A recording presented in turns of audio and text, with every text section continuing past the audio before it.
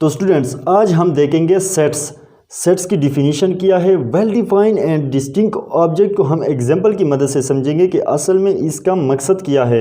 हम देखेंगे कि सेट को किन तरीक़ों से लिखा जाता है, यानी रूस्टर फॉर्म, लिस्टिंग मेथड या टेबुलर फॉर्म किया है, डिस्क्रिप्टिव फॉर्म किया है या सेट बिल्डर नोटेशन किसे कहते हैं। ये वीडियो आपने कंप्लीट इसलिए देखनी है क्योंकि ये कॉलेज एग्ज़ाम या किसी भी कम्पिटिटिव एग्ज़ाम के लिए बहुत ही ज़्यादा इंपॉर्टेंट है। इस पूरे ट्यूटोरियल से आपका कंसेप्ट क्लियर होगा कि सेट किसे कहते हैं और इसको किसी तरीके से हम रिप्रेजेंट कर सकते हैं।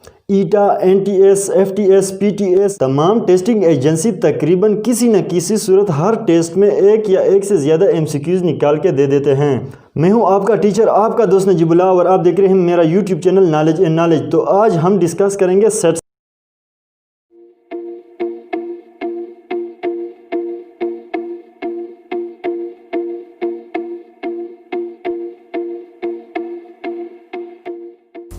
सेट को हम आसान अल्फाज में इस तरीके से समझ सकते हैं कि जो भी आपको कहे कि ये जो सेंटेंस है ये सेट है कि नहीं, अगर वो सेंटेंस बिल्कुल क्लियर है, आपको फ़ौरन इसकी मीनिंग समझ आ जाती है तो वो सेट होगा। अगर आपके माइंड में कोई क्वेश्चन अराइज हो, कोई सवाल पैदा हो तो वो सेट नहीं होगा। मिसाल के तौर पर अगर कोई आपसे कहे कि 7 डेज इन अ वीक तो ये सेट है क्योंकि आपको पता चला कि हफ्ते के अंदर 7 दिन।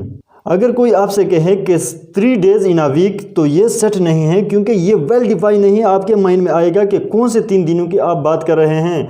अगर यही क्वेश्चन इसी तरीके से हो जाए कि first 3 days of a week या last 3 days of a week तो ये अगेन सेट है। एक और एग्जांपल से हम समझते हैं कि अगर कोई आपसे पूछे कि आपके क्लास के टॉप 3 कौन हैं तो आपको फ़ौरन पता चल जाता है कि ये इन बंदों की बात कर रहा है जो क्लास में इसने सबसे ज़्यादा मार्क्स लिए हैं। अगर यही बंदा यही क्वेश्चन इस तरीके से करे कि आपके 3 बेस्ट स्टूडेंट कौन से हैं तो आप इसको क्लासिफाई नहीं कर सकते क्योंकि इसने ये एक्सप्लेन नहीं किया कि वो किस लेवल पे ये बात कर रहे हैं कि वो स्पोर्ट के लिहाज से बेस्ट है या स्टडी के लिहाज से बेस्ट है या राइटिंग के लिहाज से बेस्ट है या इनकी जो बिहेवियर है इसके लिहाज से बेस्ट है।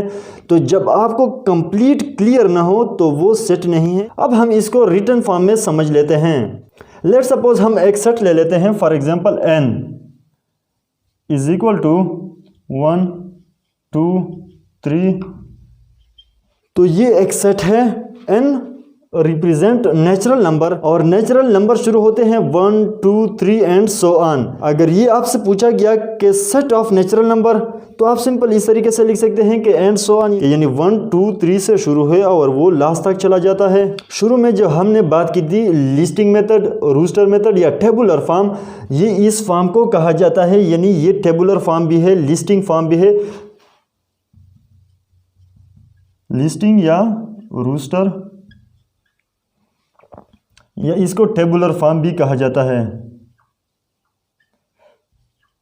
यानी लिस्टिंग या रूस्टर मेथड या टेबुलर फॉर्म, इसको इस कंडीशन में लिखा जाता है और इसमें कुछ शरायत हैं जो आपने इसको समझने हैं। एमसीक्यूज टाइप के एग्जाम में यही क्वेश्चन आपसे पूछे जाते हैं। यहाँ हमने n को कैपिटल लिखा।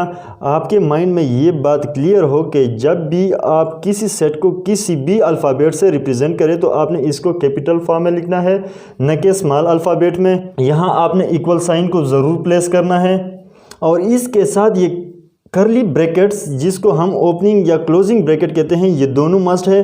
और इसके साथ इसमें जो है इसको एलिमेंट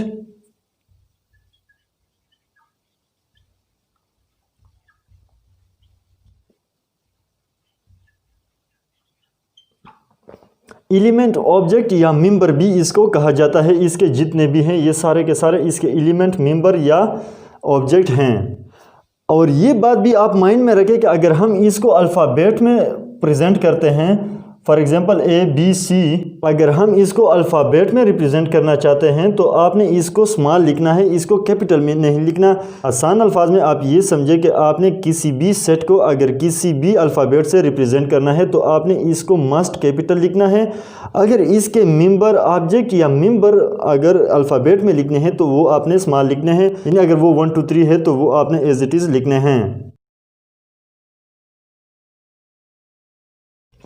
डिस्क्रिप्टिव मेथड हम इसको सिंपल कहते हैं बयानिया फॉर्म में, यानी 7 डेज इन अ वीक तो ये डिस्क्रिप्टिव फॉर्म में है। इंटरनेशनल तौर पर इसको सेट बिल्डर फॉर्म या रूस्टर फॉर्म है, और सिर्फ जो नेक्स्ट हम पढ़ेंगे इस फॉर्म में रिप्रेजेंट किया जाता है। पाकिस्तान के जितने भी टेक्स्ट बुक है इसमें डिस्क्रिप्टिव फॉर्म भी इंक्लूड किया गया है।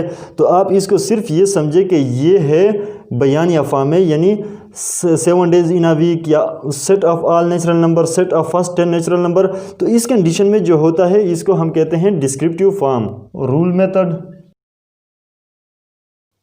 Set builder form. अगर हम set of natural number set builder form में लिखते हैं तो वो कुछ इस तरीके से होगा।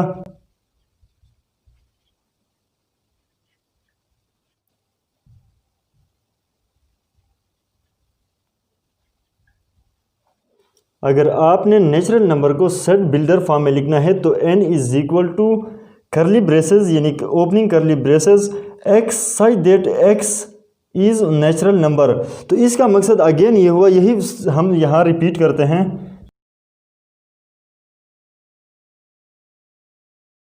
दोनों सेट सेम ही हैं। अगर हम रूस्टर या टेबुलर फॉर्म में लिखते हैं तो इसको हम इस फॉर्म में लिखेंगे। अगर हम इसको सेट बिल्डर फॉर्म में लिखना चाहते हैं तो इसको इस कंडीशन में हमें लिखना होगा। अब यहाँ क्वेश्चन ये अराइज होता है कि इस करली ब्रेसेस का क्या मकसद होता है। इसको कहते हैं the set of all, the set of all, यानी द सेट ऑफ ऑल कौन से हैं? The set of all natural number. X तो वही एक्स है जो आप रिप्रेजेंट करना चाहते हैं। इसका मकसद होता है such that natural number is equal to curly braces x such that x is a natural number. अब ये क्वेश्चन अराइज होता है कि आपने यहाँ से सारे नेचुरल नंबर तो लिस्ट किए 1 2 3 अप टू इनफाइनाइट, यानी अगर आप इस कंडीशन में इसको फाइनाइट करना चाहते हैं, फॉर एग्जांपल 10 तक, तो आप तो इजीली कर सकते हैं कि यहाँ आप 10 लिख लेंगे। मगर यहाँ आप किस तरीके से इसको फाइनाइट कर सकते हैं, तो यहाँ हम इसको हटा लेंगे और इस बीच में कंडीशन लिखेंगे कि x इज इक्वल टू 10, कि यानी x से शुरू हो और जब x 10 के बराबर हो तो ये स्टॉप हो जाए। तो यही काम, यानी इस कंडीशन में इसको कन्वर्ट कर सकते हैं। एक और एग्जांपल हम इसका ले लेते हैं, फॉर एग्जांपल स्कूल। अगर हम स्कूल के अल्फ़ाबेट को सेट में डालना चाहते हैं तो वो इस तरीके से होगा। फॉर एग्जांपल सेट को आप कोई भी नाम दे सकते हैं, सिर्फ ज़रूरी बात इसमें यह है कि ये कैपिटल हो। देन अगेन इक्वल साइन, इसको आप करली ब्रेसेस में लिखें। एस को आपने स्मॉल लिखना होगा, comma C, comma H, comma O and L. तो यहाँ एक ओ को मैंने मिस किया, यानी जो वेल डिफाइन का मकसद था वो जो मैंने आपको पहले समझाया कि वेल डिफाइन यानी आपको वाज़ेह, यानी आपको माइंड में कोई क्वेश्चन अराइज ना हो। यानी हफ्ते के 3 दिन, इसमें क्वेश्चन अराइज होता है कि कौन से 3 दिन। अगर वो कहे कि हफ्ते के पहले 3 दिन, तो आपके माइंड में कोई क्वेश्चन अराइज नहीं होता। तो यहाँ से आपका क्लियर हो गया वेल डिफाइन। अब हम डिस्टिंक्ट ऑब्जेक्ट की बात करेंगे, हम इसको समझेंगे यहाँ से। डिस्टिंक्ट ऑब्जेक्ट का मकसद होता है कि कोई इसमें रिपीटिशन ना हो। यहाँ रिपीट हो जाती है ओ, या आप अगर मैथमेटिक्स की एग्जांपल ले लें तो इसमें ए और टी 2 टाइम आते हैं। डिस्टिंक्ट ऑब्जेक्ट का मकसद ये होता है कि यहाँ कोई रिपीटिशन हो। यहाँ आप देख सकते हैं कि स्कूल में ओ 2 टाइम है, यानी ट्वाइस आया है, रिपीट हुआ है। तो यहाँ ट्वाइस नहीं आना चाहिए। अगर आपने यहाँ लिख लिया तो गलत नहीं है, सिर्फ आप अपने एनर्जी कंज्यूम करते हो। और दूसरा ये कि जो सेट का डिज़ाइन है या इसका लुक है, आप इसको ख़राब करते हो। बाकी ये नहीं है कि वो कम्प्लीटली गलत है, मगर फिर आपने करना ये होगा कि डिफिनीशन आपने ऐसे लिखनी होगी कि a set is a collection of well defined object. यहाँ जो डिस्टिंक्ट वर्ड है आपने फिर इसको हटाना होगा।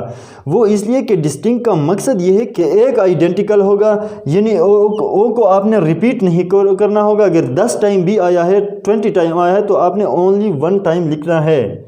मिसाल के तौर पर अगर हमने इस सेट में किसी एक एलिमेंट को रिप्रेजेंट करना हो कि ये बिलोंग करता है इस ए से, यानी इस सेट से जिसको हमने ए से रिप्रेजेंट किया है, तो हम इसको इस कंडीशन में लिखते हैं।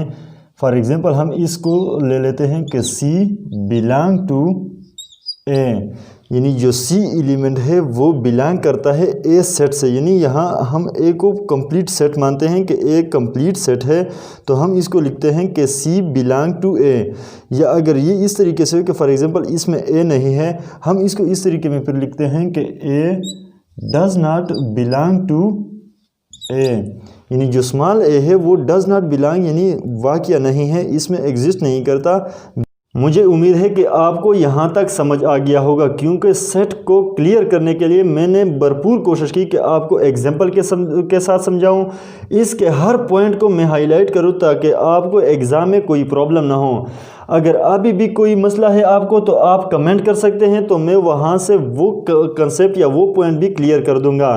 अगर ये ट्यूटोरियल आपके लिए इन्फॉर्मेटिव थी, इससे आपको कोई फ़ायदा पहुंचा है तो आप इस वीडियो को लाइक करें। अगर मेरे चैनल पर नए हैं तो मेरे चैनल को सब्सक्राइब करें। बेल आइकन को इसलिए टैप करें ताकि मैंने ये एक सीरीज़ शुरू किया है, जैसे भी मैं इसके सेट पर नेक्स्ट वीडियो यानी टाइप्स ऑफ सेट को अपलोड करूँ तो उसका नोटिफिकेशन आपको मिल सके और उसको भी आप कंसेप्ट वाली समझ सके, क्योंकि वो आपके लिए बहुत ही यूज़फुल रहेगा।